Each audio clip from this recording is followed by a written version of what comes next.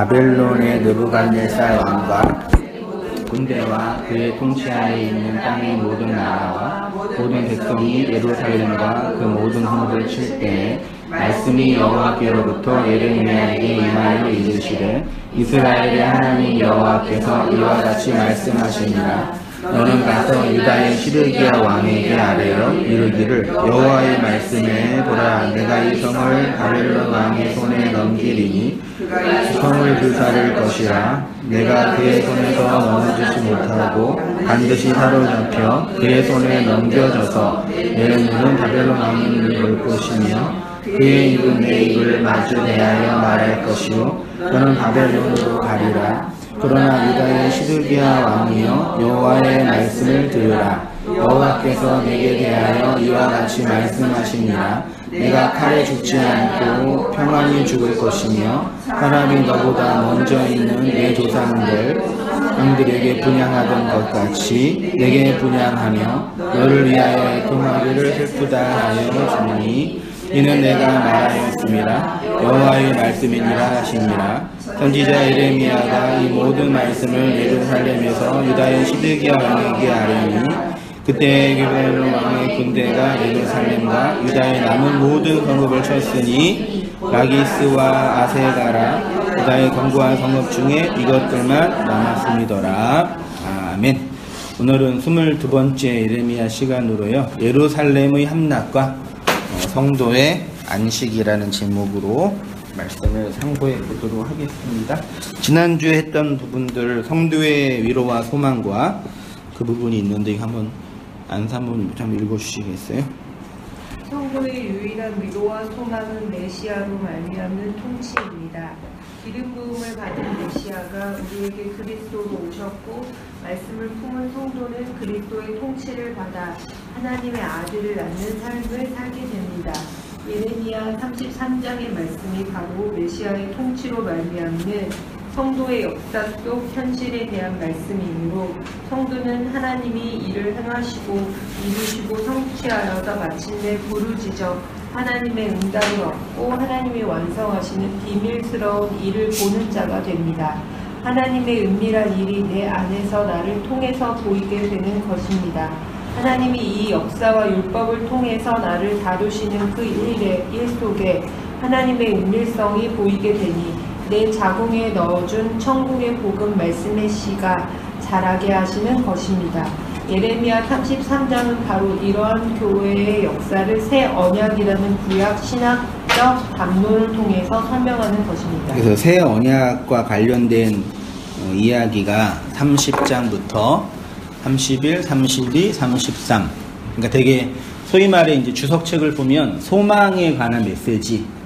그 전까지는 막 그 죽이고 살리고 때리고 부수고 심판하고 진노하시는 하나님에 대한 그 엄명이 많이 나와 있었는데 30장부터는 되게 그 소망적인, 소위 말해 긍정적인 메시지.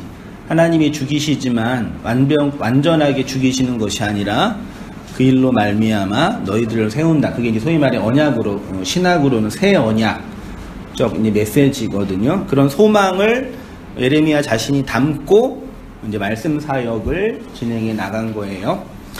이렇게 33장에서 메시아 그리스도로 말미암는 위로의 메시지를 선포한 예레미야는 이제 예루살렘의 함락이라는 역사적 상황에 관심을 집중시킵니다. 32장과 33장에서 여호와의 말씀은 예레미야가 어디에 갇혔을 때요? 시위대 때. 여기서 시위대는 그 왕 경호대, 우리나라 말로만 대통령 경호실, 왕 권력이 강할수록, 독재를 강하게 할수록 그 경호대의 권력이 강하겠죠. 그 경호대 뜰에 갇혀 있었을 때 말씀이 임해서 뭐 하라 그랬어요? 두 가지. 첫째는 땅을 사라. 둘째는 기도해라. 이거 다 이런 건 이제 좀 기억하시면 좋아요. 시위대 뜰에 갇혀 있었을 때 임한 말씀은 땅을 사고 기도하라라는 거였고요. 34장에는 바벨론의 느부갓네살 군대가 예루살렘을 공격할 때, 그러니까 여전히 예레미야는 시위대들 감옥에 갇혀 있었는데 역사적 상황이 바뀐 거예요. 뭐예요? 군대가 공격하고 들어올 때 하나님께서 여호와께서 예레미야에게 말씀을 하신 거죠. 말씀을 하시면서 여기 1절에 그 모든 성읍을 칠 때에 말씀이 여호와께로부터 예레미야에게 임하여 그리고 이르시되 쭉 나옵니다. 그리고 그 말씀의 내용이 7절까지 시드기야 왕에게 한 말씀이에요. 시드기야 왕에게는 무슨 말씀을 했어요? 보셨죠? 쭉 말씀이 좀 별로 안 좋죠? 바벨론 왕의 손에 넘기리니 이 성을 뭐 한대요? 불사른다, 다 죽인다. 그리고 내가 그의 손에 포로로 잡혀갈 거다. 죽이지는 않을 거야. 그리고 뭐 한대요? 평안히 죽는 게 뭐예요? 자연사 한다고도 그 주석책에 나와 있던데. 자연사가 평안히 죽는 거예요? 네? 나중에 이제 그 어디죠? 그 예레미야 39장이랑 52장과 열왕기하 25장이 예루살렘 함락에 대한 이야기가 있는데 거기에 예루살렘이 함락될 때 이 시드기야는 두 눈이 뽑혀요. 자식들이 다 죽어요. 그리고 새꼬챙이에 꽂혀서 포로로 끌려가요. 그게 평안한 죽음이라고 예레미야에게 임한 말씀의 내용이 이거래요. 그렇게 예언을 하고요.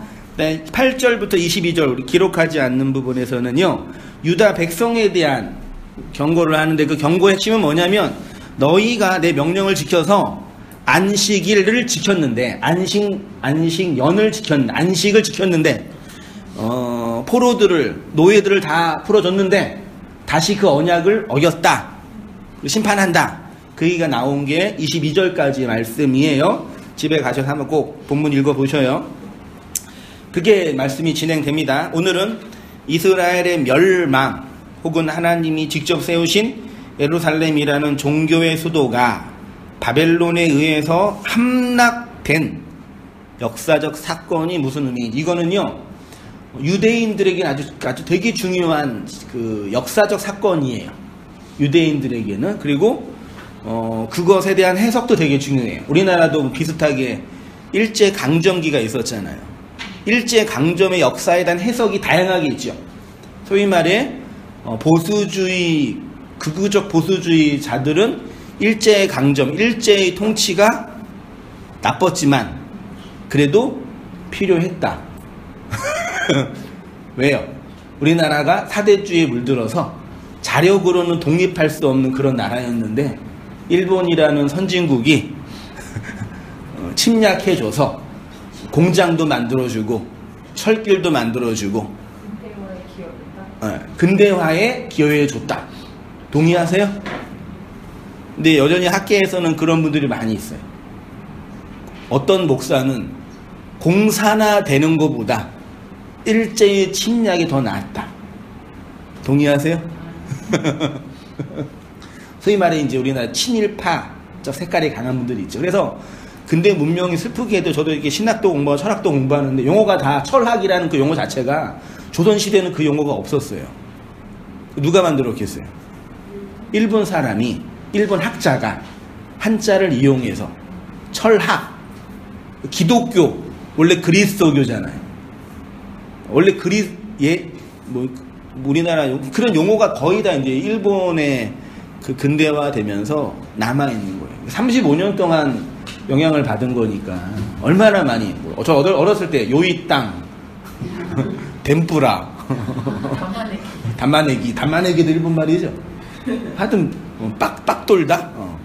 하여튼 별게 다 있어요. 야마돌다, 야마새끼 이런 거 남아 있어요. 그래서 그러니까 그렇게 한 분은 있고 또 한 분은 이제 근대의 그 제국주의들의 침략 전쟁의 한 부분이다. 우리는 그 침략 전쟁에 그냥 수탈을 당한 피해자다. 이렇게 해석하는 사람들이 있어요. 뭐가 맞을까요? 그건 이제 학계에 여러 흐름이 있으니까 그건 이제 우리 정치 사회 문제이고 되게 중요한 문제예요. 근데 이제 와서 이제 이스라엘 역사도 마찬가지예요. 이스라엘 백성의 가장 중요한 그 자부심은 뭐였어요? 구약 시대? 네, 선민.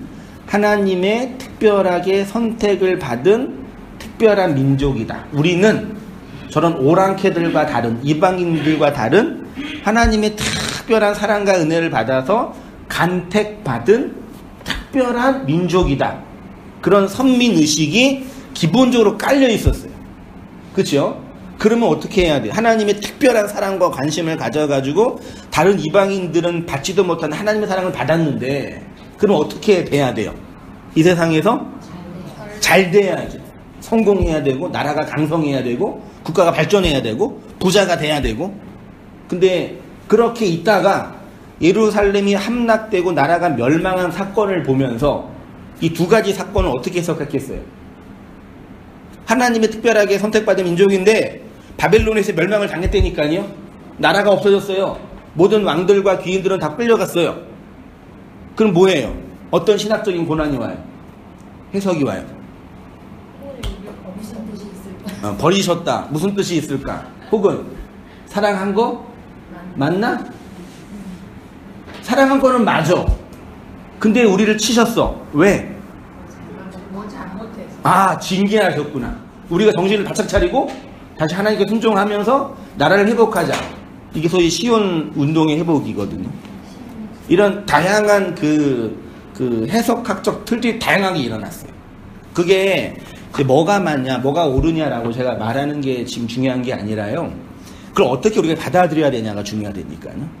그러니까 온땅교회도 이렇게 묵시 패러다임, 기복주의나 율법주의나 신비주의나 교권주의와 그런 신학을 반대하여 이렇게 태동한 온땅교회 같은 교회를 우리 온땅교회 그 노원에 있는 지용원 집사님께서 블로그에 어떤 패러다임이라고 표현을 했냐면 묵시 패러다임의 교회라는 새로운 용어를 만들었어요. 그러니까 되게 중요한 게 용어를 선점하는 게 되게 중요해요. 레미안 이게 뭐예요?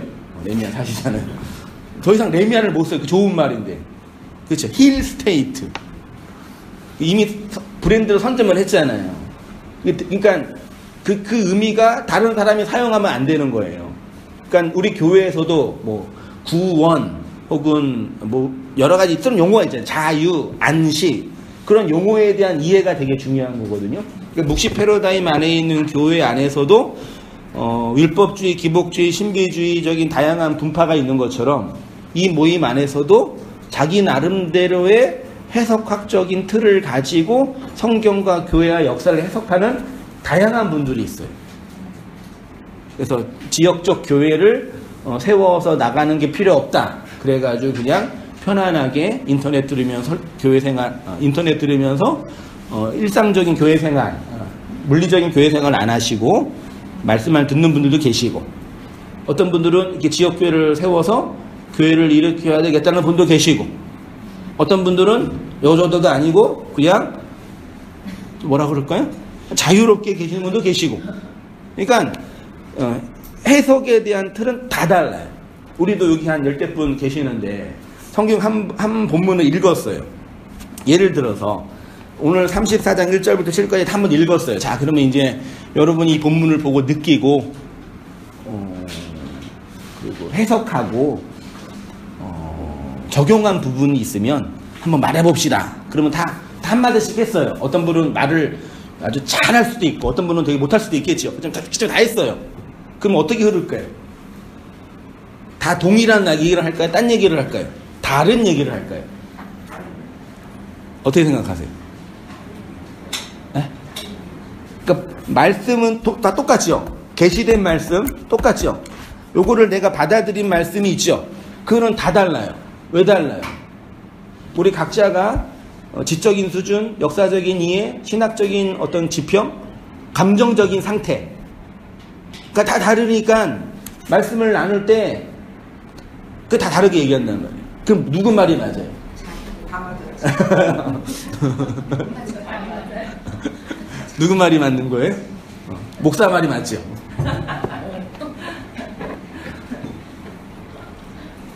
그래서 교회라는 지역적 지평을 넓히는 게요.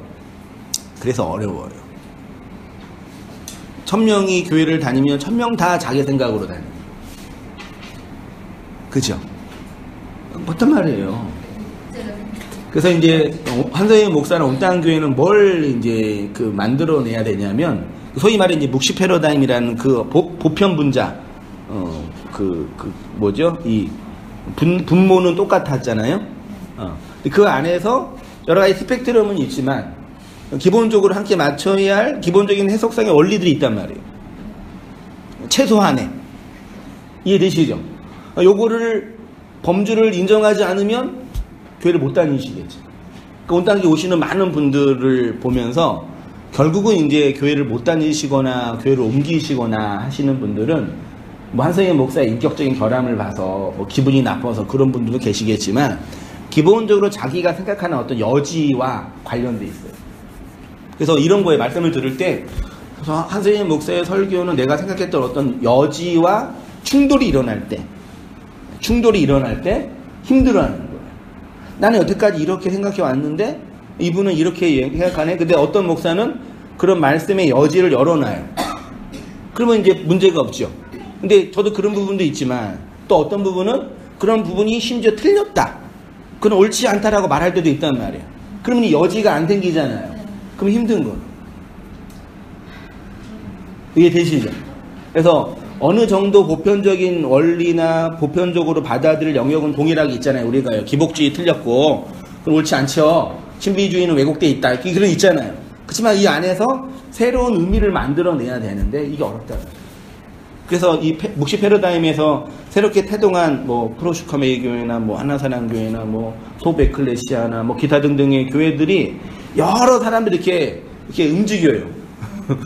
이렇게 여기 갔다가 일로 갔다가 이렇게 움직이는데 그런 과정에서 이제 여러 사람들을 분석하고 분석해 보면은 자기가 생각했던 여지들이 있거든요. 그런 여지에 대한 동일한 해석과 받아들임이 되냐 안 되냐가 되게 중요한 관건이거든요. 얘기하다 길게 나왔는데 논리는 이거예요. 객관적으로 이렇게 나타난 이 계시된 말씀, 소위 말해 계시된 말씀 이것에 대한 선포와 적용, 해석의 부분에서 어떤 우리가 보편적으로 이해할 여지들이 있다. 근데 그것을 말씀을 들으면서 어느 선까지 온땅교회라는 한성희 목사라는 이 리더와 그러니까 인도하는 이 여지 안에서 어떻게 받아들고 적용하고 해석해야 되냐가 여러분의 중요한 이제 고민이고 숙제이고 정리해야 할 부분인 거죠. 그냥 한성희 목사 말 그냥 잘 듣고 그냥 따라가고 맞죠? 그러면 별 문제 없어요, 사실은. 나중에 속아 넘어갈지도 모르겠지만 나중에. 근데 지금은 문제가 없단 말이에요. 그런 부분에서는 저도 말씀을 연구하고 신학적으로 끊임없이 연구는 하고는 있지만 이거를 넘어서서 자기가 받아들이거나 적용하기 어려운 여지가 있으면 그때 이제 그 뭐라 그러죠? 어려움을 겪죠. 그걸 어떻게 잘 극복하냐. 그게 이제 개인의 신앙의 어떤 발전과 또 관련이 있죠. 잠깐 좀 더우니까 좀 꺼줘. 온도를 제일 높게 올렸죠. 리모컨을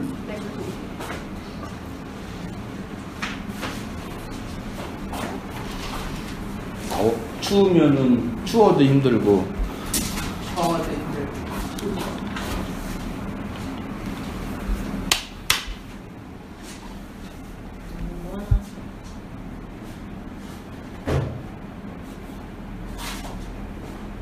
바람 세기가 마이너스가 안 되는데 왜 안 되죠?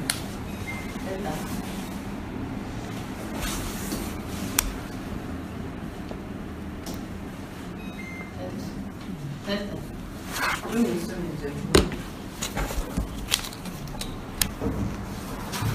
온도가 올라간 것 같아가지고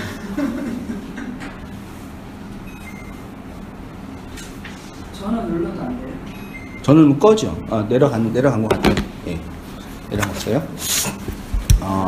불순종한 징계인가 한번 이걸 왕집사님 읽어주세요. 대부분의 사람들은 예루살렘의 헌납은 이스라엘이 언약을 지키지 않아서 하나님이 징계하신 사건 정도로 이해합니다. 하나님은 예루살렘이 함락되는 것을 원하지 않으셨는데 이스라엘이 언약을 지키지 않고 말씀에 순종하지 않았기 때문에 바벨론에 의해서 함락당했다고 생각합니다. 여기까지는 큰 문제가 없는데 적용에 혼란스러운 것이 있습니다. 흔히 이런 식으로 적용을 하지요. 우리는 이스라엘처럼 하나님의 말씀에 불순종하지 말고 순종하여서 그들처럼 멸망당하지 않고 하나님의 복을 받자라는 것입니다. 네, 이런 명제는 듣기에 나쁘지는 않지만 여러 가지 혼란을 준답니다. 우리는 그것은 우리가 이스라엘의 역사를 반면교사로 삼아 불순종이 아닌 순종의 삶을 살 수 있는가? 이스라엘은 불순종했지요. 그래서 심판받은 거잖아요. 그러니까 우리는 그들처럼 불순종하지 말고 순종하여서 예루살렘 함락이라 이런 심판과 징계를 받지 말자. 맞아요, 틀려요? 이거는 어때요? 그런 얘기 많이 듣잖아요. 성경의 모든 사람들은 반면교사로 사울처럼 실패하지 말자, 다윗처럼 음란한 죄를 범하지 말자, 솔로몬처럼 우상숭배하지 말자. 그렇죠? 긍정적이든 부정적이든 많이 들어봤죠? 그럼 그렇게 명제를 정하고 적용해 봤어요. 나는 이스라엘처럼 이렇게 언약을 지키지 않는 삶이 아니라 지켜서 순종해서 심판받지 말자. 가능해요? 그래서 우리는 이스라엘처럼 징계받지 않고 복을 받을 수 있는가? 하나님의 징계는 누가 받습니까? 하나님의 백성, 아들이 받지요. 그러니까 징계는 어떤 행위에 근거해서, 여기 중에 행위에 근거해서 하고 못하고 성공하고 실패해서 받는 것이 아니라 뭐이기 때문에 받는 거라고요? 네. 아들이기 때문에, 아들이라는 존재이기 때문에, 그러니까 행위 때문에 받는 게 아니라 존재 때문에 받는 거예요. 그래서 히브리어의 헬라어에서 징계는 뭐와 관련되어 있어요? 가르치는 것과 교훈과 관련된. 그러니까 징계하다라는 얘기는 가르치다. 됐죠? 교훈하다. 그렇게 이해해도 됩니다. 그래서 잘 가르친다라는 것은 징계한다라고 표현해요. 신명기 8장 5절. 너는 사람이 그 아들을 징계함 같이 내 하나님 여호와께서 너를 징계하는 줄 마음에 생각하고. 하나님의 백성을 뭐 한대요?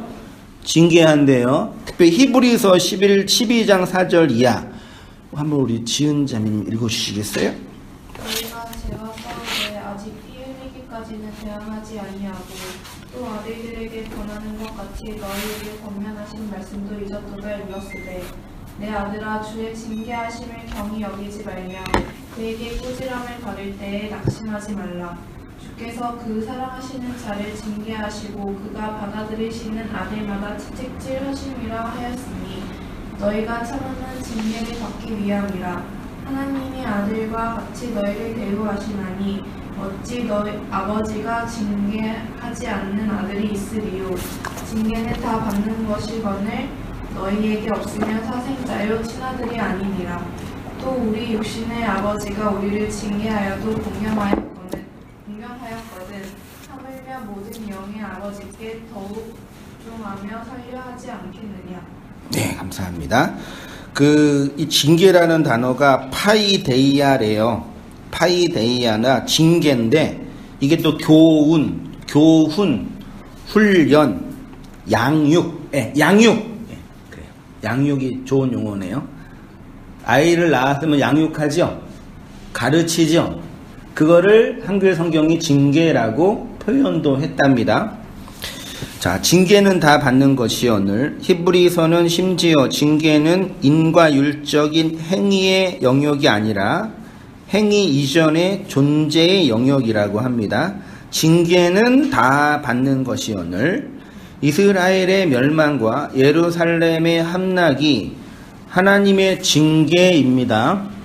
그 징계의 이유와 의미가 단순히 율법을 지키지 않았기 때문만은 아닙니다. 그러니까 이스라엘의 역사를 반면교사 삼아 우리는 그렇게 행하지 말자라는 명제를 허언이라고. 이 허언이라는 한자가 재미있어요. 이게 허자가 비어있다예요. 언은 말씀이죠. 비어있는 말이 뭐예요? 네, 거짓말이에요. 봐요. 말이 있죠? 이걸 말은 여기 겉으로 드러난 소리가 있고 안에 의미가 있잖아요. 레미안이 있잖아요. 레미안. 이 한자로 합성한 단어인데 이게 레미안의 소리가 있죠. 이 소리의 의미는 뭐예요? 레미안 하면 어떤 느낌이 들어요? 아파트 브랜드 뭐 힘들게 생각해요. 그러니까 삼성이 아파트의 의미를 가져간 거예요. 문자를 가지고. 우리가 지금 사용하는 모든 이 언어는 이런 체계화되어 있어요. 그래서 신앙이 깊어지고 신앙이 견고해진다는 얘기는 이런 성경적 언어들을 잘 이렇게 받아들여서 해석하는 거예요.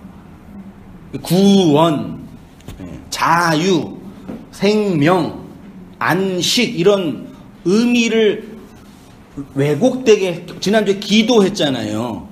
빌기의 빌도인데 그게 카라였는데 그 비는 게 아니라 언약적인 내면적인 고백이라고 했잖아요. 근데 허는 뭐냐면 소리는 있어요. 근데 의미가 없는 거예요. 놀랍지 않나요? 이게 뭐라고요? 여기 신학적으로 이걸 거짓말이라 그래요. 하나님께서 뭐 하지 말라 그랬어요? 거짓 증거하지 말라 그랬죠. 하나님은 자신 스스로 거짓말하지 않는 분이라고 말씀하셨거든요. 그러니까 말씀을 가르친다는 얘기는 이 소리와 안에 있는 의미를 함께 취한다 그거예요. 소리와 의미를 함께 고백하는 걸 뭐라 그래요? 고백하는 걸 뭐라 그래요? 소리와 의미를 함께 고백하는, 같이 고백하는 거. 그거를 호몰로게오라 그래요. 소리와 의미를 함께 고백하는 거. 소리는 변하겠죠. 역사와 시간에 따라서. 근데 의미를 제가 갖고 있는 의미와 우리 권사님들이 갖고 있는 의미와 지체들이 갖고 있는 의미가 동일하게 있잖아요. 그걸 호몰로게오라고 하는 거예요. 그래서 이 하나님을 시인한다는 얘기는 호몰로게오, 하나님의 그 의미를 내 의미로 받아들인다. 이해되시죠? 이거를 좀 철학적인 용어로 어떻게 표현하냐면 메타 언어라고 해요. 죄송해요. 좀 다른 얘기해서. 메타라는 게 초월이라는 뜻인데 우리 각자가 다 언어를 쓰지요. 근데 언어는 일반적인 언어예요. 밥 먹었니? 음료수가 시원해? 갔니? 완지? 이거는 뭐예요? 그냥 겉으로 드러난 문자적 의미, 그냥 뭐죠? 행동만 전달하는 의미예요. 그런 의미로는 사람이 하나가 돼요? 못 돼요? 그런 언어로 마음을 나눌 수 있어요? 그런 거는 마음을 못 나눠요. 사람이 마음을 나눌 수 있기 위해서는 그런 겉으로 드러나는 언어가 아니라 메타 언어를 나눌 때 가능해요. 쉬운 말로 속 깊은 얘기. 우리나라 말로. 이거는 누구랑 아무나 얘기해 못해요.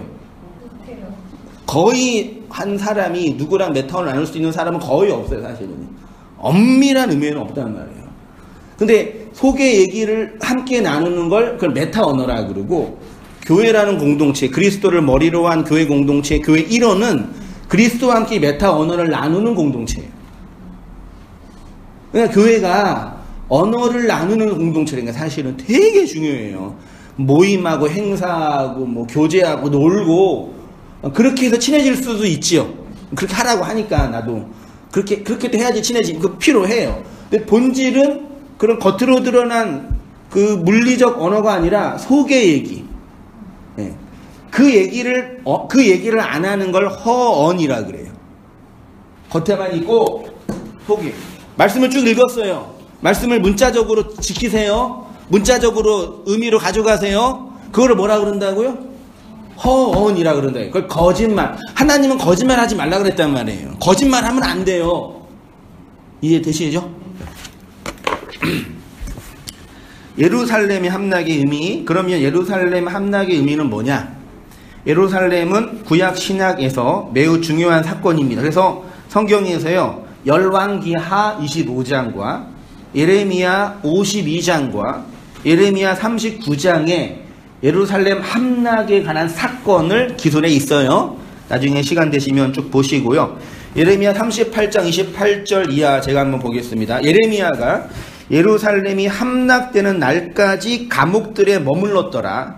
39장 1절. 유다의 시드기야 왕의 제9년 열째 달에 바벨론의 느부갓네살 왕과 그의 모든 군대가 와서 예루살렘을 에워싸워 치더니 시드기야의 제11년 넷째 달 아홉째 날에 성이 함락되니라. 예루살렘이 함락됨에 바벨론의 왕의 모든 고관들이 나타나 중문에 앉으니 곧 네르갈사레셀과 얘네 이름도 어려워. 삼갈레브와 내시장 살스김이니우 네르갈사레셀은 궁중장관이며 바벨론의 왕의 나머지 고관들도 있더라. 유다의 시드기야 왕과 모든 군사가 그들을 보고 도망하며 하되 밤에 왕의 동산길을 따라 두담 샘문을 통하여 성읍을 벗어나서 아라바로 갔더니 갈대아인의 군대가 그들을 따라 여리고 평원에서 시드기야에게 미쳐 그를 잡아서 데리고 하마 땅 림나에 있는 바벨론의 느부갓네살 왕에게로 올라가매 왕이 그를 신문하였더라. 바벨론의 왕이 림나에서 시드기야의 눈 앞에서 그의 아들들을 죽였고 왕이 또 유다의 모든 귀족들을 죽였으며 왕이 또 시드기야의 눈을 빼게 하고 바벨론으로 옮기려고 사슬로 결박하였더라. 갈대아인들이 왕궁과 백성의 집을 불사르며 예루살렘 성벽을 헐었고 사령관 느부사라단이 성중에 남아있는 백성과 자기에게 항복한 자와 그 외에 남은 백성을 잡아 바벨론으로 옮겼으며 사령관 느부사라단이 아무 소유가 없는 빈민을 유다 땅에 남겨두고 그날의 포도원과 밭을 그들에게 주었더라. 함락이 이렇게 표현되어 있습니다. 언약의 확장, 우리 한번 이거는 위원장이 읽을 수 있겠어요? 결론적으로 말씀드리면 예루살렘의 함락이 자기 위해서 아담이 선악과를 먹은 사건과 유사합니다. 선악과는 먹지 말라는 명령이 있었지만 먹을 수밖에 없었듯이 예루살렘 함락도 그렇게 될 수밖에 없는 하나님의 뜻과 의지가 담겨진 역사적 사건으로 우리에게 복음의 진리를 가르친 상징이 되는 것입니다. 선악과는 실제로 있었겠죠. 그렇지만 있었지만 우리에게는 의미와 상징과 비유로 다가오는 거예요. 이해되시죠? 네. 예루살렘의 함락도 실제로 있었죠. 그렇지만 그것이 우리에게 의미와 상징으로 다가와야 돼요. 성경을 겉으로 보는 사람은 선악과는 인간의 자유의지를 확인하는 시험 정도로 이해합니다. 아담과 하와는 하나님의 말씀에 순종하거나 불순종할 뭐가요? 자유로운 의지가 있었는데 오른쪽을 선택하냐 왼쪽을 선택하냐라는 의지가 자유롭게 아담에게 있었어요? 있었어요? 없었어요? 중요해요 이거. 두 분은 없었다 그러시고 우리 임권사님 아담이 선악과를 먹을 수 있는 자유의지와 먹지 않을 수 있는 자유의지가 있었어요? 없었어요? 이거 우리 젊은 우리 지은자매한테 많이 고민했을 거 아니에요? 저 뭔지 몰라요? 뭐 문맥 파악이 안 돼요? 아담이 선악과를 먹었잖아요. 하와가. 근데 아담과 하와에게 선악과를 먹을 수 있는 의지와 먹지 않을 수 있는 의지가 있었어요? 없었어요? 둘을 선택할 의지가 있었어요? 없었어요? 있었죠. 근데 아담은 먹는 걸 선택한 거죠. 그치요? 그런데요. 이 두 분은 아니고 지은자님 그러고 우리 박지사님은 묵시 패러다임으로 들어오는 가장 중요한 과정 중에 하나예요. 이거 정답을 말하는 게 아닙니다. 없다 그러셨죠? 있다 그러셨나요? 모른다 그러셨나요? 지금 선택을 하세요. 하나님만 선택해야 된다라고 생각합니다.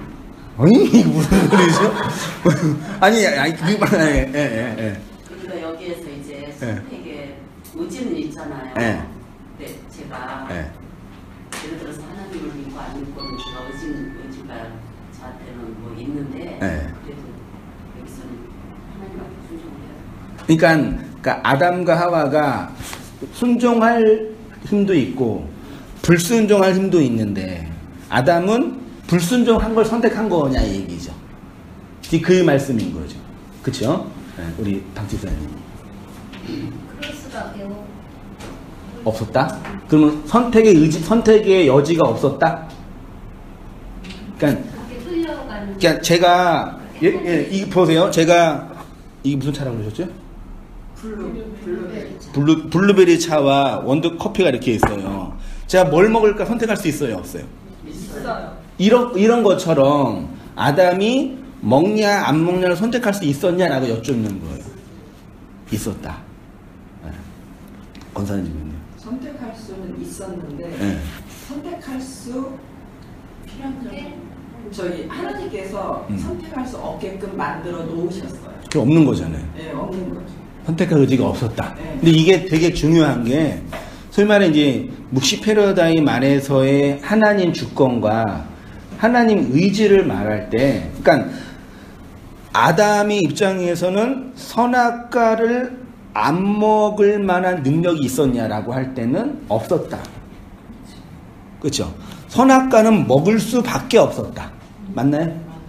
그 선악과는 먹도록 주어진 거다. 맞나요? 그러면 먹을 수밖에 없는, 안 먹을 만한 의지가, 자유가 아담에게는 없었던 거죠. 이해되시나요? 그러니까 되게 지금도 여전히 이 문제에 대해서 신학적으로 많이 이렇게 논쟁하고 고민하고 성도들 안에서도요. 근데 기본적으로 묵시 패러다임으로 오신 분들은 이 선악과에서 제가 창세기 강의를 1년 반년 전쯤에 했었어요. 그때 3장까지만 강의했는데 57번이 들었으니까 그때 이제 선악과 이야기가 한 31강부터 있어요. 그때 시간 되면 들어보시는데 이 선악과는 아담의 입장에서 먹고 안 먹고의 문제가 아니라 하나님이 아담에게 무엇인가 가르치기 위한 교훈적 상징으로 건네준 언약이라는 얘기죠. 이해되시죠? 그러니까 여전히 많은 기독교인들, 심지어 무교인들도 선악과를 왜 만들어 놓고 우리를 이렇게 힘들게 하냐? 여전히 지금도 그거 가지고 싸워요. 예수님 안 믿는 사람이 더 잘 알아, 이거는요. 왜 만들어 놓고 니네 하나님 웃기다? 그렇게 얘기하고 교회 안에 온 사람들도 여전히 기복적인 목사들도 선악과는 먹지 말았어야 되는 건데 아담이 기도를 열심히 안 해가지고 하나님의 말씀을 순종할 의지가 없었기 때문에 하나님을 사랑하지 않았기 때문에 선악과를 먹었어. 그러니까 여러분 어떻게 해야 돼요? 기도를 열심히 하고 종교생활 열심히 해서 선악과를 먹지 않을 수 있는 능력을 가져야 된다. 할렐루야. 저는 여기 오는 데는 선택의 의지가 없었어요. 네? 여기 오는 데는 선택의 의지가 없었어요. 진짜 묵시 패러다임 안으로 오신 딱 됐네. 되셨어요. 우리 인생을 한번 돌아보세요. 우리 한 70년 살았는데 내가 선택한 게 있긴 있지요. 그렇지만 지나고 나면은 내가 자유로 선택할 수 있는 게 없었다는 게 느껴지지 않나요? 맞아요. 그렇죠. 잘 생각해. 되게 중요한 문제입니다. 우리가 옷을 다 입었죠. 옷을 다 입으셨죠? 우리 지은자매는 이게 뭐라 그래? 옷이 뭐예요, 이게요? 가죽이에요? 무스탕. 네. 그 옷을 입을까? 아니면은 잠바를 입을까? 고민했을 거 아니에요? 하나뿐이 없어요? 내가 입을 했어요. 그게 문제야. 왜 내 옷을 엄마한테 왜 물어봐? 저희부터 하길래 무슨 땅에 입어가지고. 그쵸. 그럼 옷을 선택할 자유의지는 없었네.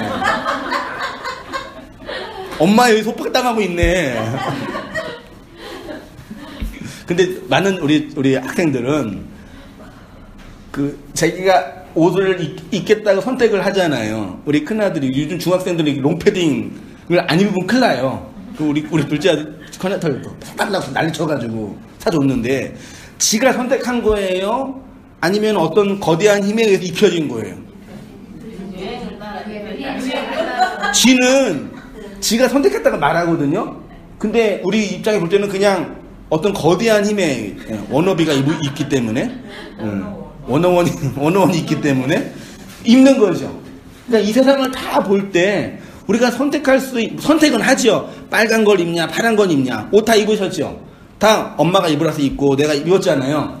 선택을 한 거죠. 엄마의 선택, 남편의 선택, 나의 선택. 선택한 거지만 또 선택하지 않고 그냥 입힌 거죠. 내가 정말 옷을 뭘 입을까라는 자유의지가 있으면 빨간색을 입을지 파란색을 입을지 검정색을 입을지 선택하냐 이 문제가 아니라 옷을 안 입고 오신 분이 없네요. 이해되세요? 옷을 왜 입고 오셨어요? 추우니까. 옷을 안 입고 오면 안 돼요? 안 되죠. 창피하니까. 잡혀가. 보세요.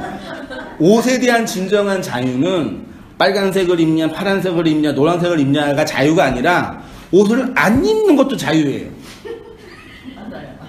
그렇지. 행위 예술가들 옷 안 입잖아요. 그래서요. 나를 힘들게 하는 모든 것을 벗어버렸다. 근데 우리는 아무도 그 생각 안 해요. 왜 내가 옷을 입어야 돼? 왜 누가 나한테 옷을 입도록 누가 나한테 이 권력을 행사한 거야? 고민했어요? 태어날 때 빨리 벗고 태어났는데 왜 우리는 그렇게 못 살아요? 그런 고민 안 했죠? 그런 고민하는 한 목사가 이상한 사람인 거죠. 이해되시죠? 그러니까 벌써 우리는 옷을 입는 부분에 있어서 자유의지가 있어 봐야 고작 제한된 거예요. 옷에 대한 진정한 자유의지는 안 입을 수도 있다라는 게 있어야 되는데 그게 없단 말이에요. 우리가 갖고 있는 모든 의지는 엄밀한 의미에는 없어요. 그렇지만 있다고 한다면 지극히 제한된 거예요. 그 제한은 누가 정했어요? 하나님이 이 역사가 정한 거란 말이에요. 그래서 없는 거예요. 어떤 의미인지 아시겠어요? 그래서 우리 한 권사님께서 여기 올 때 선택 의지가 없었다라는 그 고백이 예수를 내가 부처를 믿을까 예수를 믿을까 선택을 하신 거죠. 아침에 일어나서 옷 싹 입고 가야 되나 말아야 되나 가야 되나 나를 모르게 그냥 그러니까 예수를 믿을까 불교를 믿을까 둘 중에 고민을 하다가 난 예수가 더 나아 그러고 믿으신 거예요? 그러고 믿는 하나도 없어요.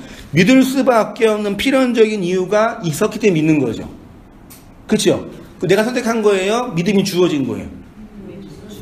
이해되시죠? 근데 이거를 내가 선택했다고 생각하는 거예요, 사람들이요. 그러니까 진정한 의미의 믿음은 내가 선택해서 믿으면 그거 가짜예요. 하나님을 내가 선택할 수가 없다니까요. 이 하나님이 나한테 오시는 거예요. 오시는 하나님. 말씀하시는 하나님. 그렇죠? 그러니까 그런 의미에서는 자유의지가 이 정도 있다. 그러면 이제 어떤 문제가 나오냐면 인간의 행위에 대한 되게 소극적인 태도가 나오죠. 그래서 묵시 패러다임에 있는 성도나 목사들이 인간의 행위에 대한 의식적인 부정적인 태도가 있어요. 막 행동하는 걸 되게 심지어 우리 노원에 있는 우리 예배 드리는데 맨 처음에는 모든 일은 다 제가 했잖아요. 청소하는 거, 커피 내리는 거 다 제가 했단 말이에요. 근데 성도들 오시니까 각자 자기 하겠다고 이제 다 하세요. 그래서 우리 김민석 권사님이 이제 청소까지 다 하겠다고 당신이. 그래서 항상 12시쯤에 오셔가지고 화장실보다 청소를 다 해요. 네. 대단한 거죠. 좋잖아요. 안 좋으세요? 네. 좋잖아요. 근데 그걸 보더니 어떤 분이 어떻게 이제 표현하냐면 너무 율법적인 거라고 해요. 우리 권사님도 율법적이시라 그런 거라고. 맞나요? 아니죠. 근데 묵시 패러다임에 오신 사람들 마음속에 무엇인가 내가 해고 안 하는 거 되게 이렇게 뭐라 그럴까요? 좀 이렇게 나쁘게 보는 거. 그래서 의도적으로 안 하려고 하는 그런 태도도 있어요. 이게 무슨 일을 한다고 해가지고 이게 율법은 아니다. 그러니까 그렇게 말할 수도 있지만 여전히 그런 이게 피해 의식이 있다는 얘기죠.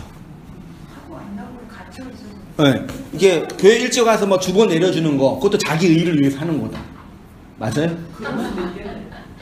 그럴 수도 있겠죠. 근데 거기에 너무 딘 분이 그렇게 하는 분을 그렇게 평가를 한단 말이에요. 그것도 하고 안 하고 갇혀 있는 거예요.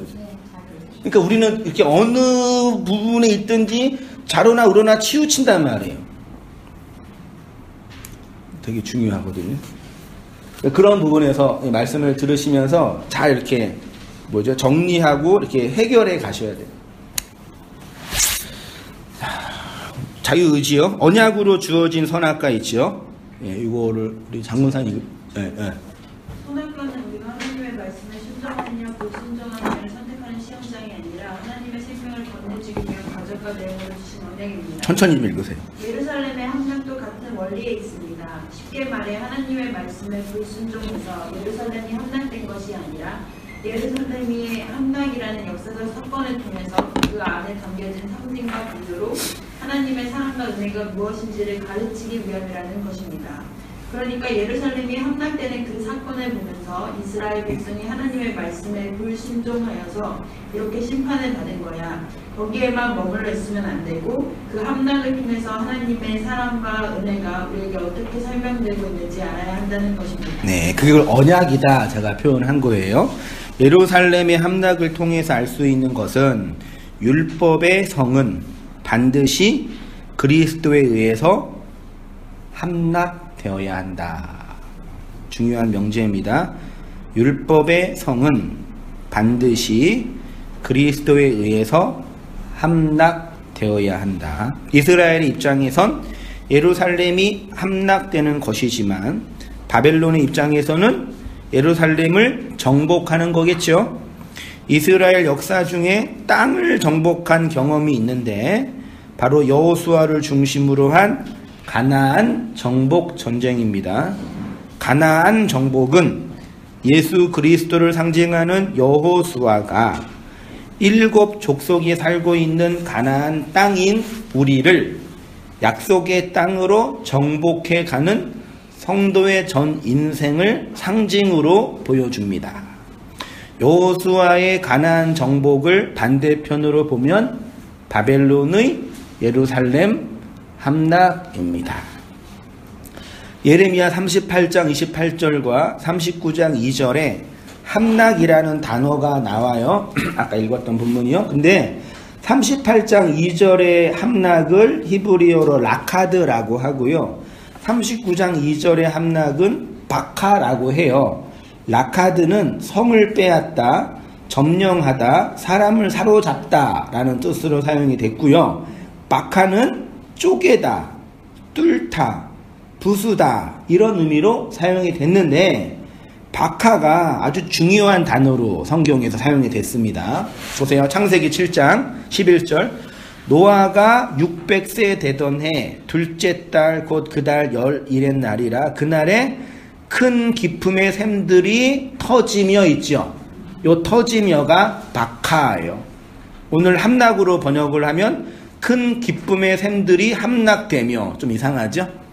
창세기 22장 3절 아브라함이 아침에 일찍 일어나 나귀의 안장을 지우고 두 종과 그의 아들 이삭을 데리고 번제에 쓸 나무를 쪼개요. 요게 바카예요. 나무를 쪼개다. 그러니까 만약에 바카로 본다면 예루살렘을 함락한다는 얘기는 예루살렘을 뭐 한다는 얘기예요? 쪼갠다는 얘기죠. 예루살렘을 터트린다는 얘기죠. 예루살렘을 뚫은다는 얘기죠. 의미로 보면요. 창세기 출애굽기 14장 지팡이를 들고 손을 바다 위로 내밀어 그것이 갈라지게 쪼갠다. 갈라지다. 바카. 시편 78편 광야에서 반석을 박하하다. 쪼갠다. 여호와께서 그들을 사막으로 통과하게 하시던 그때 그들이 목마르지 아니하게 하시니 그들을 위하여 바위에서 물이 흘러나게 하시며 바위를 쪼개사 물이 솟아나게 하셨더라. 그렇죠? 우리 임권사님 그 다음 하나님의 쪼개심과 생명의 솟아남 읽어주시겠어요? 그러면 보세요. 바벨론을 위해서 예루살렘 성이 함락된다는 것은 무슨 뜻이겠습니까? 예루살렘의 함락은 하나님의 쪼개심이고 부르심이며 부수심입니다. 그러나 그것은 생명을 내고 없어요? 회개하기 위한 과정으로서 부수심과 쪼개심입니다. 성도의 역사는 이렇게 그리스도의 말씀으로 정복하게 가는 것이고 그 과정을 반대편으로 보면 율법의 세상에서 율법의 내용으로 살고 있는 내가 그리스도의 진리로 정복되는 것이다 할 수 있습니다. 그래서요 하나님의 생명이 어디에 있냐? 우리 이 세상에 진리가 어디 있어요? 진리가 있는 곳. 여러분이 우리가 진리를 알려면 진리를 담으려면 제가 진리라고 표현할게요. 요거를 생명이라고 하고 생명이 있으면 자유하고 자유가 주어지면 안식이라고 할게요. 다 같은 언어의 범주입니다. 진리가 이 세상 코스모스의 세상이 어디 있어요? 모든 것이 다 진리이긴 하지만 첫째가 하나님 자신 맞나요? 둘째가 성경은 계시됐고 선포되고 그 다음에 기록된 거죠. 그 다음에 세 번째가 하나님과 성경과 또 하나 어디 있을까요? 성도 자신. 이해되시나요? 그러니까 누군가가 진리를 알려면, 하나님을 알려면 반드시 세 가지의 과정을 거쳐야 돼요. 맞나요? 하나님, 성경이 없이는 안 돼요. 그리고 성경, 진리를 담고 있는 성도를 통해서만. 딴 데 가서는 안 돼요. 그 세 가지가. 혼자 산에 가서도 하려도 성경 들고 가야 돼요. 아니면 마음에 성경이 있든지, 아니면 성경을 나눌 어떤 지체가 있든지. 혼자 산에 가면 정신병 걸리거든요. 두 개. 진리가 있는 곳이 이거예요. 그러면 마카라는 개념이 뭐냐면 이걸 쪼개는 거예요. 이거를 한글 성경이 한자가 함락이라고. 함이 함몰되다, 락이 떨어지다 그 뜻일 거예요. 함몰돼서 부셔버리는 거. 그걸 함락이라, 한자도 그래요. 그러니까 떨어지는 건 원래 그 락자가 위에가 그 풀잎인가? 잡초 뜻이거든요. 그러니까 낙엽이 떨어지는 걸 락이라 그러잖아요. 그 낙엽이 떨어져야 꽃이 피잖아요. 맞죠? 꽃이 피고 낙엽이 떨어지네요. 그래야지 씨가 나오잖아요. 그런 개념이에요. 그러니까 마카라는 개념이 뭘 바위를 쪼갠다, 하늘을 찢는다, 휘장을 찢는다, 하늘이 갈라진다. 그걸 함락이라는 단어로 그 한글성이 표현했어요. 그러니까 히브리적 언어적 개념이 좀 풍성하면 예루살렘이 박하됐다라는 단어 속에는 그냥 막 이방 군대가 공격해서 막 지배한다라는 문자가 아니라 그런 구약의 창세기의 시편의 언약적 고백, 하나님이 이렇게 쪼개서 뭘 낸다 이런 걸로 보면 되는 거죠. 그렇죠? 그래서요, 성도의 쪼개진 곳에서 흐르는 생명이에요. 보십시오. 하나님의 생명이 어디에 있습니까? 하나님 자신에게 있습니다. 그래서 하나님 그 생명을 흐르게 하기 위해서는 어떻게 하셔야 되냐? 하나님 자신을 쪼개셔야 되죠.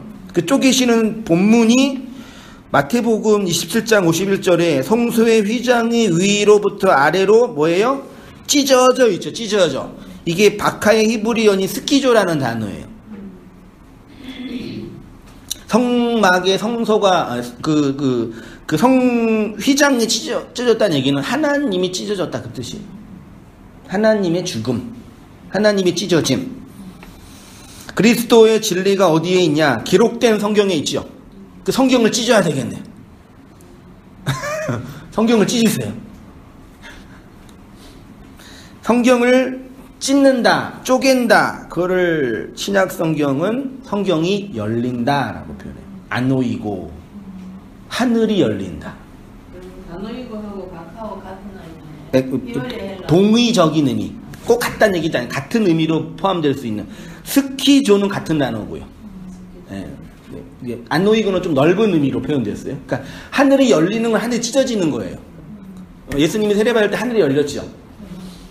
열려서 뭐가 나왔어요? 성령이 왔죠. 하늘이 열려서 하늘이 찢어져서 휘장이 찢어져서 생명이 온다. 그거죠. 성경이 열린다. 성경이 찢어진다. 그 뜻이에요. 좀 언어적 의미로 좀 이렇게 좀 가격적인 표현을 하면은요.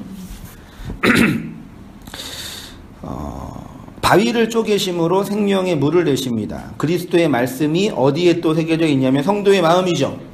성도의 마음, 성도의 역사. 마음과 역사예요. 마음은 속에 있는 거, 역사는 겉에예요. 언어가 문자와 의미가 있는 것처럼 성도가 의미란 얘기는 성도의 인생, 우리 시간과 공간 속에 보세요. 이걸 과학적으로 볼 때도요.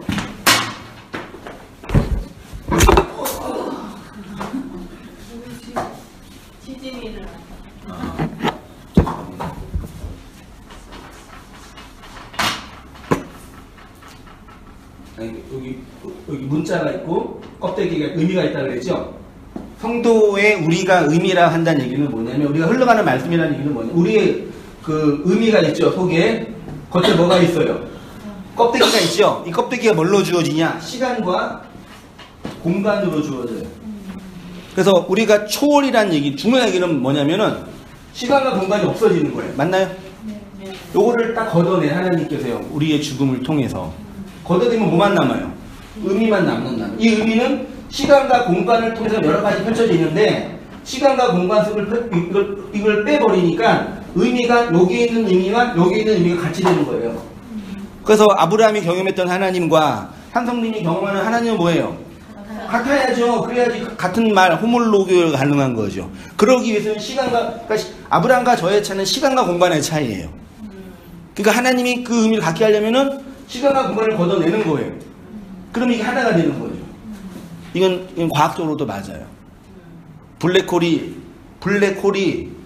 물론 추론이지만 시간과 공간을 삭제하는 거거든요.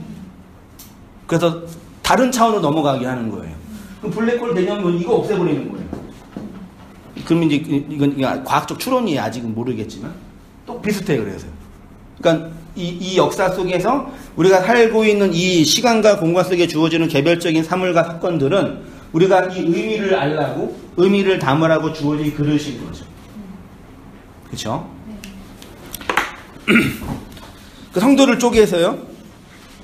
그 성도의 마음을, 성도의 역사를, 그래서 성도를 쪼개어 그 진리를 흐르게 하는 것이죠.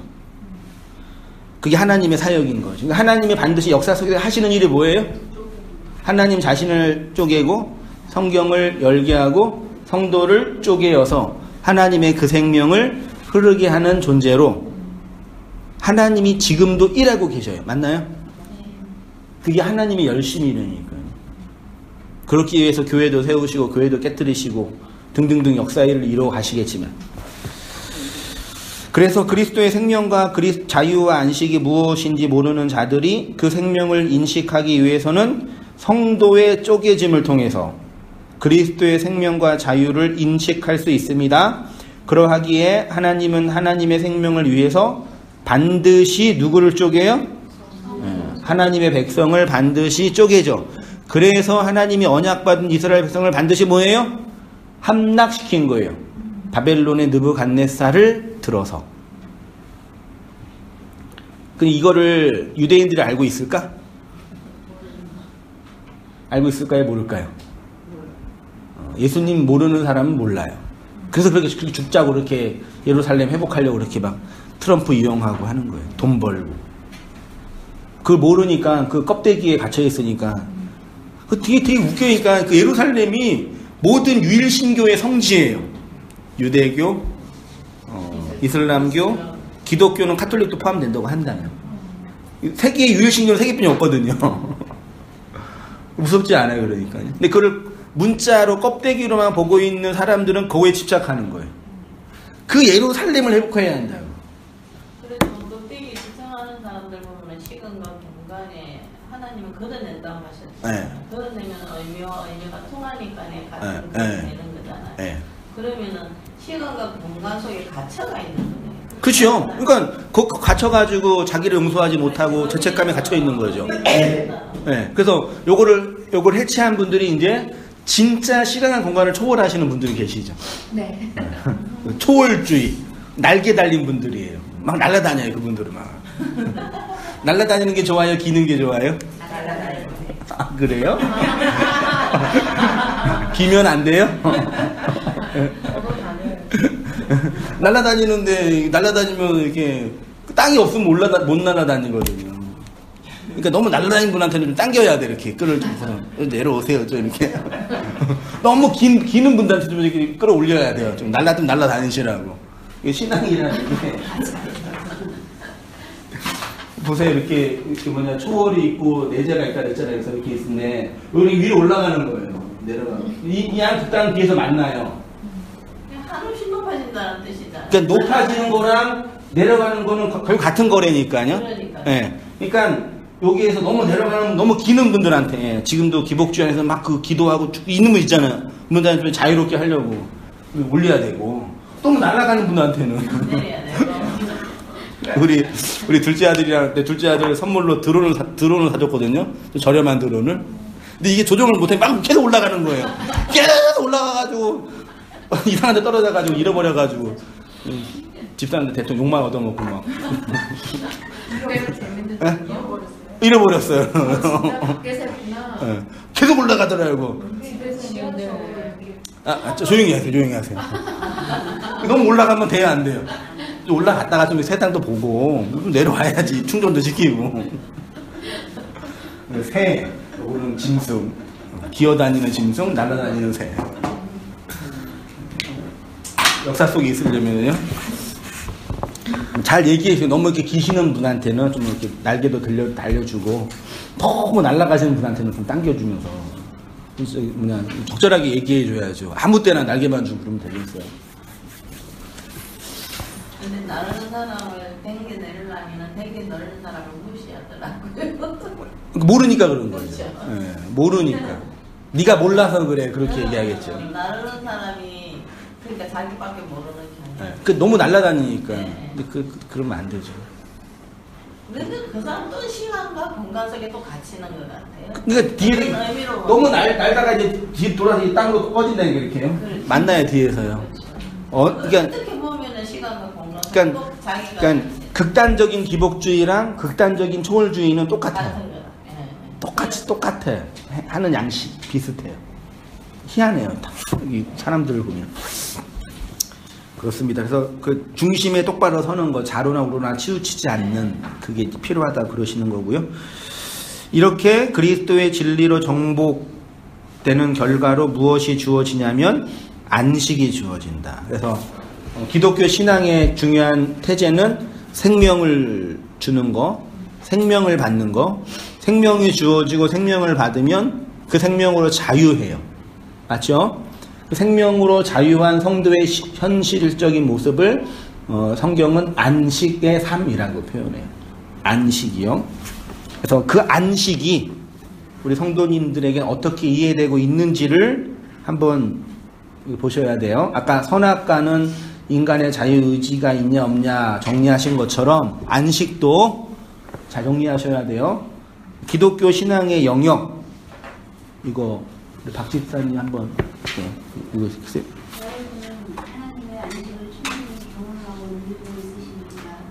제가 말씀드리는 안식은 우리의 육체적이고 본성적인 필요가 잘 채워지는 욕망, 충동하고 차원이 아니라는 것을 충분히 이해하실 것입니다. 어떻게 우리가 하나님의 말씀으로 말미암아 안식을 누리게 되는지 잘 생각해 보시기 바랍니다. 늘 말씀드리지만 기독교 신앙은 그렇게 되기를 원하고 소원하는 존재심도 아니고 그렇지 못한 것에 대한 죄책감의 해결도 아니며 자기 의에 대한 자랑이나 확신도 아닙니다. 그러니까 왜곡된 성도들은 이 세 가지로 흘러가요. 반드시 원하는 방향 쪽으로 가고요. 그 다음에 안 된 것에 대한 죄책감과 죄책감의 반대가 원망이죠. 죄책감과 원망은 또 같아요. 그 다음에 성공하고 번영했으면 자기 의의 자랑. 이 세 가지를 조심하면서 결국 기독교 신앙은 생명의 문제이고 자유의 문제입니다. 제가 설교를 왜 하겠습니까? 그리스도의 말씀, 교회의 선포와 가르침을 통해서 이 말씀을 듣는 성도들이 그리스도의 생명과 그리스도의 자유를 알게 하고 경험하게 하기 위함이겠죠.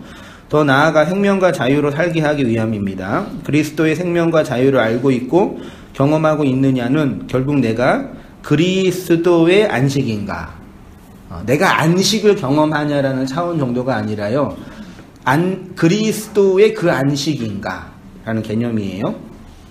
우리의 존재적 안식은 어떻게 이루어지는가?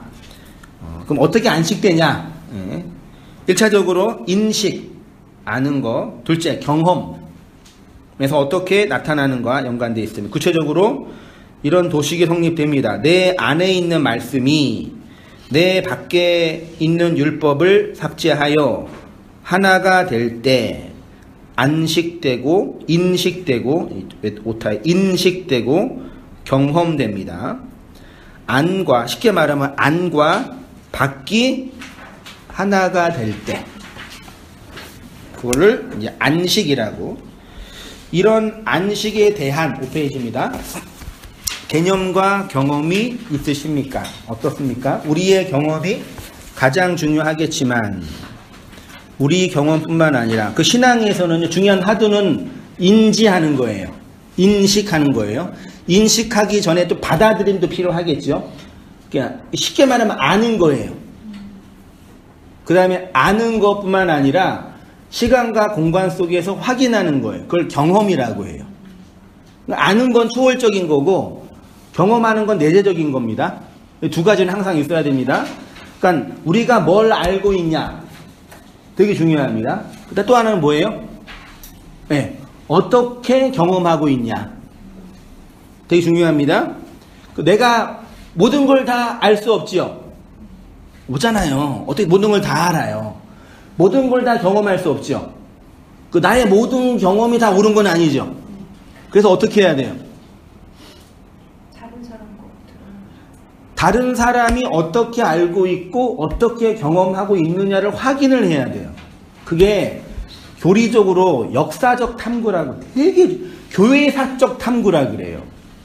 그러니까 초월주의 신앙의 맹점이 뭐냐면 역사 속에서 어떻게 받아들였는지에 대한 고민을 안 해요. 예를 들어 11조 이 문제 있잖아요. 11조 해야 돼요 말아야 돼요? 하는 게 옳아요 안 하는 게 옳아요? 이거를 뭐라고요? 이거를 단지 옳고 그름으로 보는 지식의 문제로 보는 게 아니라 그러면 우리의 교회 역사는 아브라함 시대부터 현재 시대까지 우리의 교회 역사는 11조를 어떻게 받아들이고 어떻게 적용했냐 그걸 확인을 하면서 가장 좋은 정답이 뭔지를 추출해내야 되잖아요. 맞나요?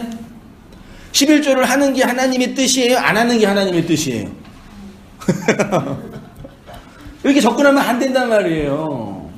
그래서 중세의 교권주의가 판을 치고 사제의 권력이 강할 때는 11조에 대한 이게 어떻게 되겠어요? 아주 강력했지요. 안 하면 추교당하고 그랬단 말이에요.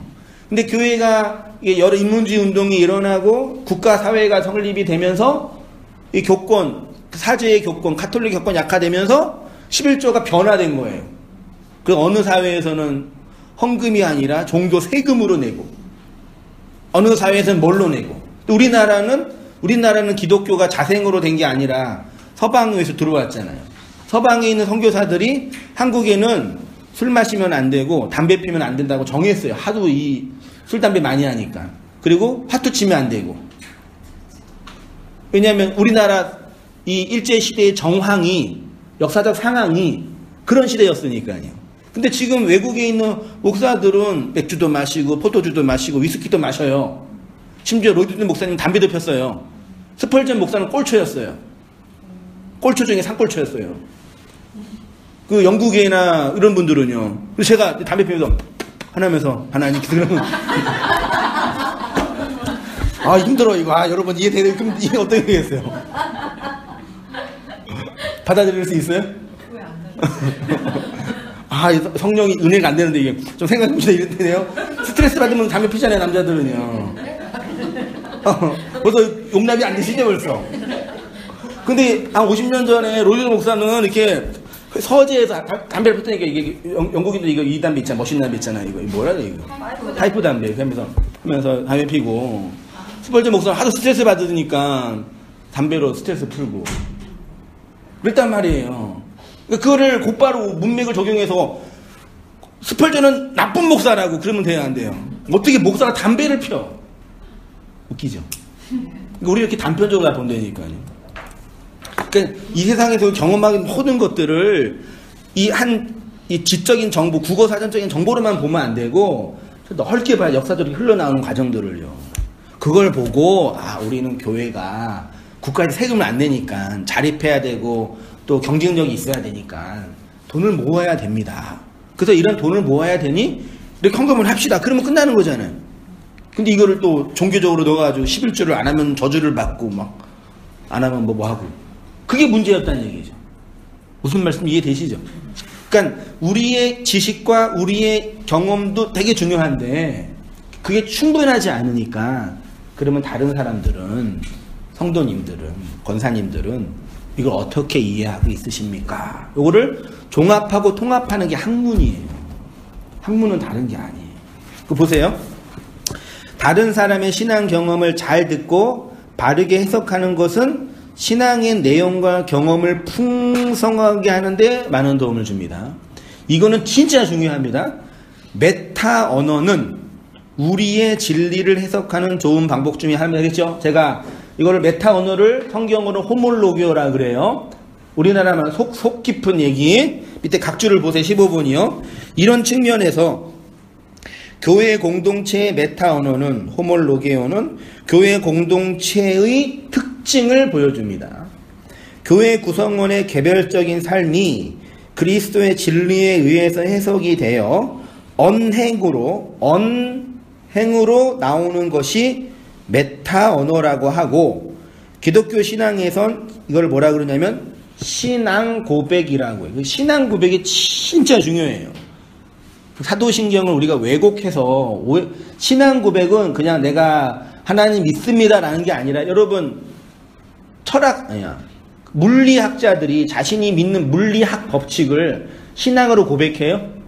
나는 관성의 법칙을 믿으며 연력학 제1 법칙을 나의 힘으로 삼으며 그래요?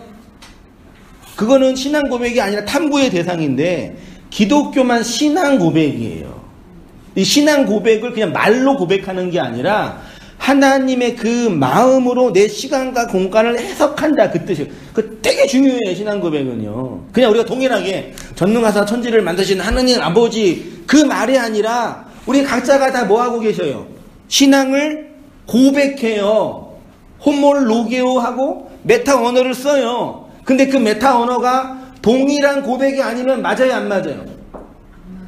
안 맞는단 말이에요. 그 교회 공동체는 뭐 하는 집단이냐면 동일한 호몰로게오, 동일한 신앙 고백을 하는 거예요. 이해되시죠? 그러니까 요새 말씀 다 들었는데, 예를 들어서 기복주의 교회 가서 말을 들으면 말이 돼요, 안 맞아요? 어떤 분은 그런 소리는 화가 난대요. 왜 화가 왜 나요? 좋은 얘기 하는데. 왜 속에 있는 의미랑 말하는 게 다르니까 이게 안 맞잖아요.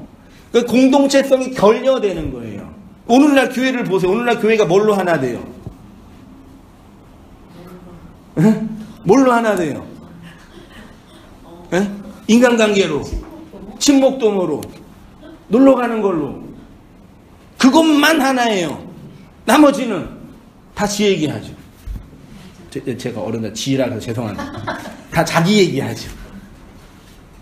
그러니까 이거는요, 기복주의든 초월주의든 마찬가지예요. 우리 얘기했었는데, 노원에 한 형제가 왔는데, 들을 설교가 없고, 출석할 교회가 없어서 교회를 안 다닌 거예요. 신앙은 있으니까 집에서 가정예배를 드렸어요. 부모님들이랑. 부모님과 가정예배를 드렸는데, 혼자 말씀 묵상하기 어려우니까, 인터넷상에 있는 유명한 설교 잘하시는 진리를 전하는 목사님 설교를 들으면서 신앙 고백한 거예요. 근데 이제 외롭잖아요. 외로우니까 어떻게 해요? 인터넷상에서 설교를 많이 듣는 분들이 모인 거죠. 여러분 알고 있는 분들 많이 있어요. 그런 분들 모여서 이제 호프집에서 이게 한잔 마시면서 얘기를 하는 거예요. 인생과 신앙에 대해서. 근데 다 자기는 20대 중반인데 다 이렇게 어른들 50대, 60대. 그러니까 나이도 밀리니까. 그런데 얘기를 다 하는데 좋았대요. 맞는 걸 경험했대요. 근데 나중에 와서 하는 얘기가 다 지 얘기만 한다고. 그러니까 그분들도 초월 속에서 자기 경험한 얘기 있잖아요. 이야기했더니 그 얘기가 너무 귀하고 소중하니까 자기 얘기만 하는 거예요, 그냥. 그 내 얘기랑 안 맞으면 니네는 가짜야. 너는 비진리야. 그리고 거기 나중에 이제 그 인도하는 어떤 분이 다 얘기하고 나서, 다 얘기 다 듣고 나서 니네 다 가짜야. 그러고 나갔대요. 그거랑 기복주의 안에서 우리 인간끼리 막 친하게 놀면서 지내는 거랑 다를 게 뭐가 있어요? 그러니까 타자를 하나님의 그 마음으로 받아들일 준비가 안 돼 있는 거예요. 상처받은 영혼, 눈물 흘리는 영혼, 나 좀 봐주세요. 요 심리 똑같죠? 그 타자의 용어를 잘 받은 게 중요해요. 신앙 고백이에요. 교회 구성원의 특징은 이런 메타 언어를 어떻게 나누고 소통하고 증거하고 선포하느냐에 결정됩니다. 우리가 모두 똑같은 메타 언어를 공유할 수는 없지만 계시된 말씀과 기록된 말씀을 근거로 선포된 말씀에 대한 동일한 신앙 고백이 교회 공동체에서 흘러나오는 진리의 한 형태가 되는 것이고, 그게 교회의 머리이신 그리스도가 한 성령과 한 말씀 안에서 동일한 메타 언어를 하게 합니다. 제가 말씀을 전하는데요. 저도 알아요. 뭘 아냐면요. 말씀을 나누는데 여러분들이 들을 수 있고 받을 수 있는 여지를 많이 열어주면 말씀을 듣는 게 훨씬 더 자유로울 수 있어요. 무슨 말씀인지 이해되시나? 그러니까 자기가 생각했던 여지들이 있잖아요. 그것을 많이 열어놓으면은요, 그냥 쉽게 들을 수 있어요. 근데 그렇게 되면 어떤 문제가 생겨요? 나중에 말이 안 맞아요. 말이 안 맞는다니까요. 인터넷상에서 묵시 패러다임의 설교를 하는 분들이 인터넷 성도는 많이 있어요. 유튜브 구독자는 뭐 1000명, 뭐 몇천 명 돼요. 근데 현실교회, 지역교회는 잘 안 모여요. 왜 그럴까요? 왜 그럴까요? 저도 알아요. 설교를 개방적으로 하고 여지를 많이 주면 인터넷 구독자는 많이 생긴다는 거 저도 알아요. 근데 저는 가끔 인터넷에서 다 없애고 싶을 때가 많이 있거든요. 왜 그런지 아시나? 별로 이렇게 하고 싶지 않을 때가 되게 많이 있어요. 진짜요. 왜냐하면 그분들은 그냥 자기한테 필요한 얘기 몇 개만 듣는 거예요. 제가 그러거든요. 다른 설교 들을 때. 나한테 필요한 얘기, 나한테 지금 도움이 되는 그런 수집할 얘기가 할 설교자의 그 설교를 들으면서 위로를 받는 거예요. 그게 목회예요? 그게 목회인가요? 저는 그건 목회라고 생각하지 않거든요. 목회는 그러니까 안 맞을 때가 있어요. 누군가가 다 이렇게 결혼 생활 다 했잖아요. 사는데 맞아요? 그 남자랑? 아우, 맞아요? 안 맞아요. 안 맞지만 살잖아요. 왜 살아요? 할 수 없이. 그러니까 그게 힘드니까 어떻게 그냥 다 때려치고 난 자유롭게 살 거야. 그 태도예요. 그러니까 신앙의 진보나 자기 역사를 건전하게 해석하는 방식이 떨어져요. 없다는 게 아니라 되게 자의적이게 강해요. 그러니까 제가 말씀을 듣고 진리를 배우는데 여러 목사들이랑 소통을 안 하고 선배들이랑 소통해요.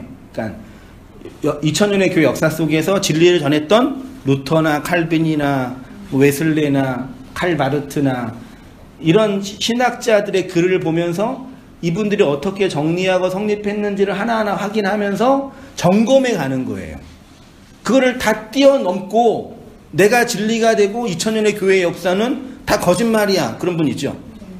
그분은 경전을 볼 필요 없어요. 기독 경전을. 그냥 불교 경전 보면 되고 그냥 자연을 보면 돼요. 성경 경전이 필요 없다니까요. 그런 분들은요. 하나님께서 교회 역사를 통해서 성경이라는 텍스트를 남겨두시고 보존하시고 전하신 이유가 있단 말이에요. 너무 날아가시는 분들이죠. 그런 의미에서 교회 공동체의 호몰로게오는요. 그 교회의 유전자와 특징과 성품을 보여주는 아주 중요한 매개물이에요. 그래서 신앙을 바르게 정리하기 위해서는 동일한 언어와 동일한 호몰로그의 언어를 그분은 어떻게 해석하고 받아들여서 이해하고 있는지를 확인해야 돼요. 되게 중요합니다. 이와 관련해서 안지영 사모님이 원래 하지 말라고 막 난리 쳤는데 블로그에 올렸어요. 블로그에 올렸다는 얘기는 다 들으라는 얘기잖아요. 그래서 허락받지 않고 통보를 제가 했거든요. 그래서 어떤 분이 그러려다가 그냥 썼는데 블로그하고 인터넷 하시는 분들이 있어서 이런 글을 올렸습니다. 하면 어떻게 했는지 보세요. 우리 안에 심겨진 하나님의 말씀의 씨앗, 생명의 근원은 우리를 죽게 하고 다시 태어나게 하는 어마어마한 일을 해내더니 가만히 있지 않고 자꾸 잘하도록 밀어낸다. 나는 못한다고, 안 된다고, 할 수 없다고 7살 배기 우리 딸처럼 울고 있지만 하나님이 보시기엔 잘 자라고 있는 중인가 보다. 아무리 징징거리고 떼써도 그 자라나는 걸 막을 수가 없다. 처음엔 율법에 얽매여 하던 것을 멈추고 기존 교회를 신랄하게 비판하고 욕하기도 했다. 그리고 내가 이상한 게 아니라 옳은 거였다라고 사람들을 붙들고 증명하고 싶었다. 다음엔 마음이 너무 힘들어서 복음으로 들어온 나와 해결할 수 없는 내 현실과 삶을 분리해서 선을 딱 그어놓고 생각해 버리며 말씀은 말씀이고 현실은 현실이야 라고 했던 시간도 있었다. 근데 이젠 그 생명이 자라며 그 온기와 성장의 기운이 차디차게 굳어있던 내 마음을 서서히 녹여가나 보다. 날선 검으로서 내 밖을 율법이라 쳐내던 피가 뚝뚝 떨어지는 내 손에 쥐어져 있던 칼을 그런 식으로 휘두르지 않게 하나 보다. 어쩌면 미리 겁부터 집어먹고 힘들어했던 것처럼 그렇게 힘들지만은 않다. 내 밖의 율법과 내 안의 말씀, 그 둘이 내 안에서 서로 싸우는 게 아니라 무섭게 하나로 녹여져 가나 보다. 이렇게 한 챕터만 제가 썼어요. 내 밖의 율법과 내 안의 말씀이 우리의 마음과 인생 속에서 하나로 녹여지는 것이 생명이고 자유입니다. 이렇게 생명의 힘이 자유로 흐르는 삶을 안식이라고 하고 그것을 말씀에 의해서 정복당한다. 말씀에 의해서 목배임을 당한다. 말씀에 의해서 삭제당한다. 다나토스의 죽음, 아나데마의 삶. 아나데마가 뭐죠? 이게 저주받는 거거든요. 그러니까 언어 보세요. 하나로 녹다 이 표현과 목배임을 당한다 이 표현은 의미는 같아요, 달라요? 의미는 같아요. 문자의 표현은 다르죠. 그러니까 의미를 아는 사람은 이 표현과 저 표현 속에서 하나의 의미를 받으면 되는 거죠. 모르는 사람은 목배임, 목 다 죽어란 얘기야? 이렇게 공포 속에서 간단 말이에요. 그러니까 묵시 패러다임의 교회가 우리 현 교회에 영향을 많이 주고 있는 것 같지는 않지만 흐름이 뭐냐면 용어에 대한 이해의 결여예요. 이해되시나요? 용어에 대한 이해의 왜곡, 결여, 이 문제예요. 기복주의는 왜곡하고, 신비주의는 결여하고, 교권주의는 자의하고, 이런 식으로.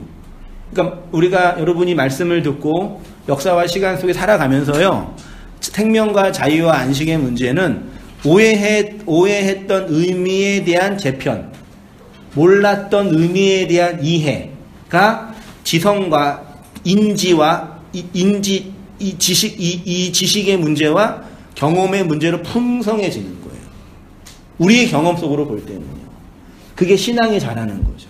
그럼 잘 생각해 보세요. 말씀 들은 지 이제 1년도 되고 2년도 되셨는데 1년 전보다 지금보다 비교할 때 다른 게 있지요? 없으세요?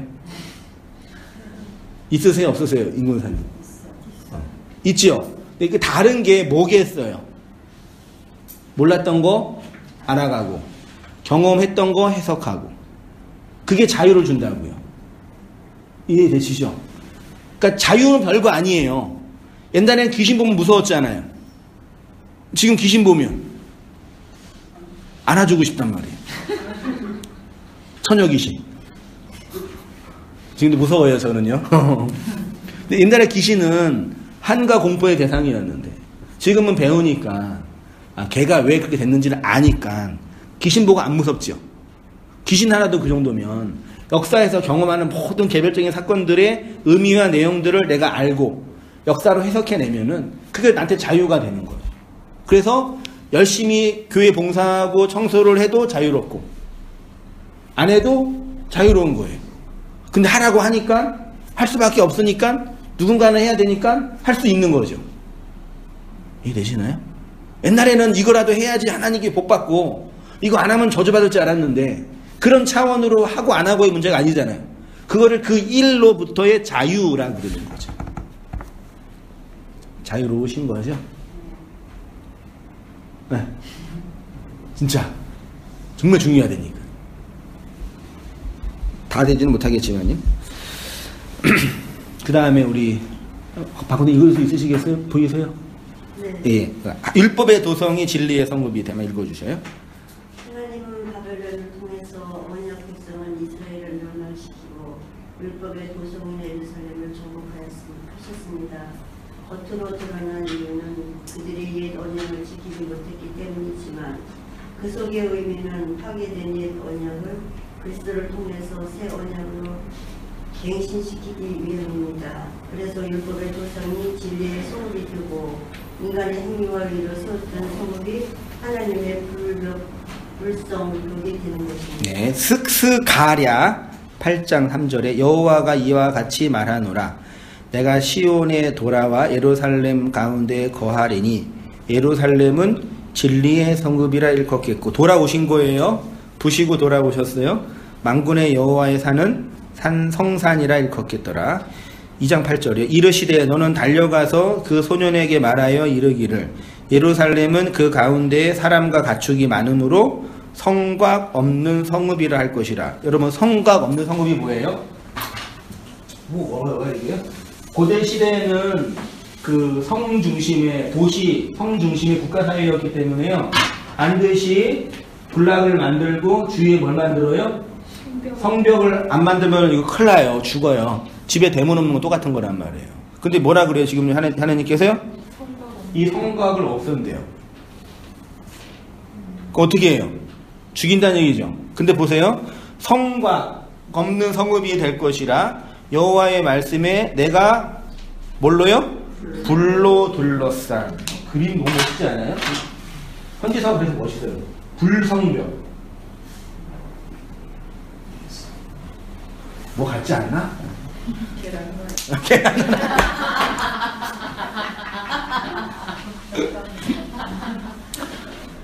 아우라. 그러니까 아우라 우리나라 말인가요? 일본 말인가요? 아우라. 일본 말 같나? 아우라가 뭐예요? 그 사람의 아우라가 있다. 그 사람의 인격과 성품 속에 나오는 어떤 그 특징이 있다 그거죠. 그래서 바울도 기도하고 나서 이게 아우라가 생겼고 모세도 아우라가 생겼잖아요. 뭔지 후가 아무튼 죄송해요. 그러니까 이건 뭐냐면 그 진리가 된 그 존재를 하나님이 그 하나님이 함께하는 어떤 그 현실, 그 특징으로 세워준다 그거예요. 인간의 의로 세운 인간의 성이 부셔지고 그리스도의 생명으로 주어진 그 메타 언어적 생명 딱 세워지는 거예요. 그게 새 언약에서 이스라엘 백성에게 주신 하나님의 약속이라니까요. 그리스도를 통해서 세워지는 성도예요. 이 성도의 생명이고 자유이며 안식이고 그거를 하나님이 영광 받으신다라고 표현하십니다. 불로 둘러싸인 진리의 성읍이요. 율법의 도성이 진리의 성읍이 되고 인간의 자기 의로 세운 성벽이 하나님의 불성벽이 되는 것처럼 하나님은 예루살렘이라는 율법의 성읍을 함락하셔서 불로 둘러싸인 성곽이 있는 진리의 성읍이 되게 하십니다. 다 우리 안에서 경험되는 그리스도의 사역인 것입니다. 그리스도의 생명과 그리스도의 자유 안에서 안식하는 성도님 되시길 바랍니다. 제가 기도하겠습니다. 하나님 아버지, 하나님의 말씀을 또 이렇게 상고하고 나누고 고백하게 하시니 감사합니다. 계시된 말씀 속에 기록된 아버지의 마음과 우리 안에 흘러 들어오는 그 말씀을 잘 담아서 생명과 자유와 안식 속에 거하는 저희들의 모든 인생과 삶이 되어지도록 주님 인도하여 주옵소서.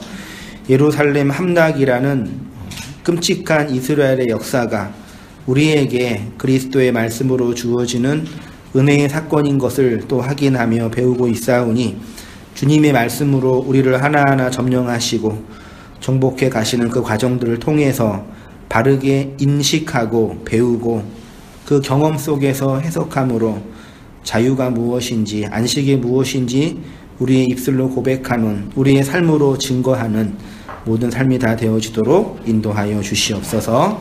이제는 우리 주 예수 그리스도의 은혜와 하나님 아버지의 크신 사랑과 성령의 교통하심이 함께 말씀을 나눈 우리 모든 성도님들의 삶 속에 지금부터 영원까지 함께 있을지어다.